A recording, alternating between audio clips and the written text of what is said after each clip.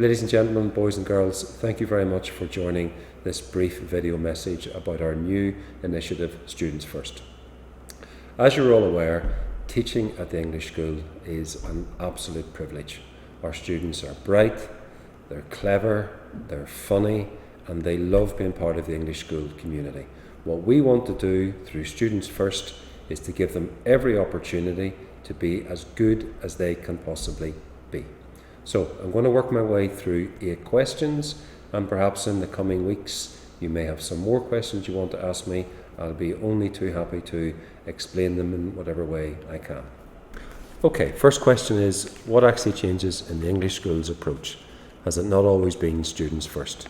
Well, yes, I think it has for a long time, for over 120 years, been the core purpose of the English school to put its students first. But perhaps now, in the light of COVID and in the light of the COVID era coming to an end, it's time to renew that focus, time perhaps to recalibrate. So, as you know, as a school, we've done quite a bit of work in recent years on assessment, perhaps common assessment as the students refer to it, and now we need to focus on some more basics. And these basics are things like finishing courses on time, giving students clear homework expectations, and very straightforward guidance as regards past paper practice, not just for years 5 and 7 as they do public examinations, but also for students in years 1 to 7. Primarily, we need to make sure that all of our students have as much preparation as they need to make sure that they're ready for the examination period in a way that is as stress-free as it possibly can be. So, what's the time horizon for putting some of these things into practice? Well, as you know, there are 3 areas that we're trying to focus on. One covers the area around the curriculum and pastoral care. One covers the area of digital literacy. And the last one covers the very important aspect of staff training and development. So, we've already started. Throughout the course of the last number of months, a number of our staff have been looking across European countries at aspects of digital literacy. They haven't been doing that for any other purpose apart from trying to capture what is best practice. We want the English school to accelerate in terms of digital literacy. We want our students to be the most literate students in terms of digital capability that you will find in any European country. So it's already begun, but again in September we'll have very clear plans to deliver each of the 3 strands of Students First.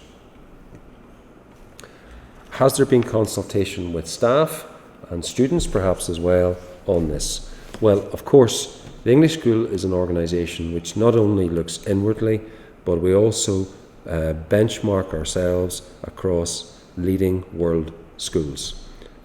We have a very clear strategy and clear detail as regards how we will implement the aspects of Student First, and now we need to probably begin the process of working with individual departments so that we can spread much of the excellent practice which is already ongoing and very much focus on consistency across each of the curriculum areas and also in the very important aspect of pastoral care. Have staff bought into this vision? Well, as we all appreciate, change in any organisation is never easy. For some people it can be threatening, for some people it can be a wonderful opportunity. What we need to do, and that's what we're trying to do today in some way through this brief video message, is to work on communication.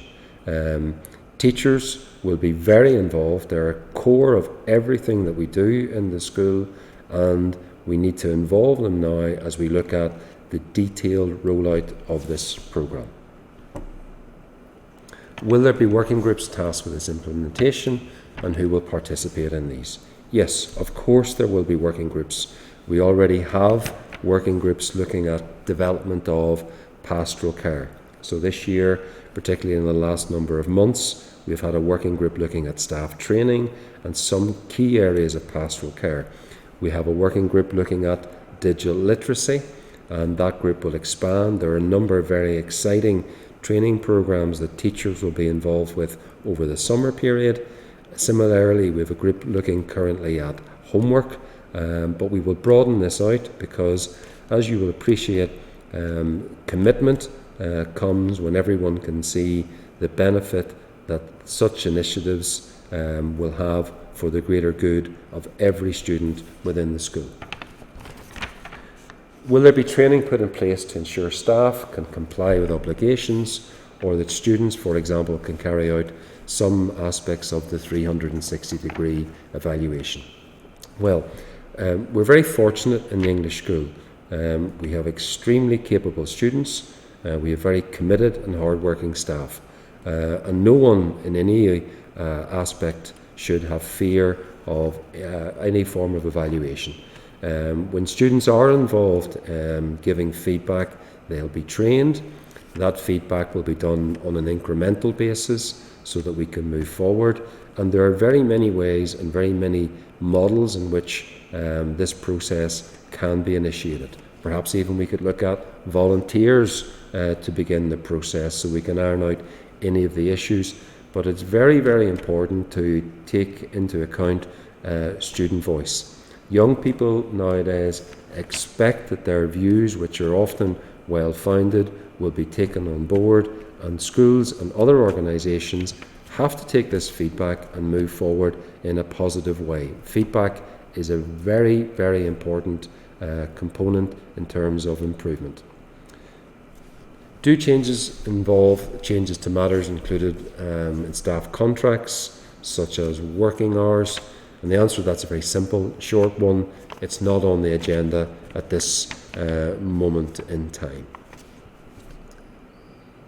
And the last question deals with the financial aspect. So, will the changes involve extra costs, perhaps in training or overtime, and how will these be funded? Well, I think this is a very important aspect because, as everyone appreciates, the Board of Management and the management of the school have been working hard to develop the school, but to keep within the constraints of our budgetary goals. And an important message for everyone there is that we're working to keep costs firmly under control, and the same principle will apply to students first. Of course, there will be expenditure for training. Of course, there will be expenditure for some aspects of resources, but we'll have to gain that expenditure from some savings that we will make. But this, by and large, should be a cost-neutral initiative, which is simply there to make sure that the individual needs of every student in our care can be met. And I think that's a very straightforward expectation that every parent and student would have. Thank you very much for your time.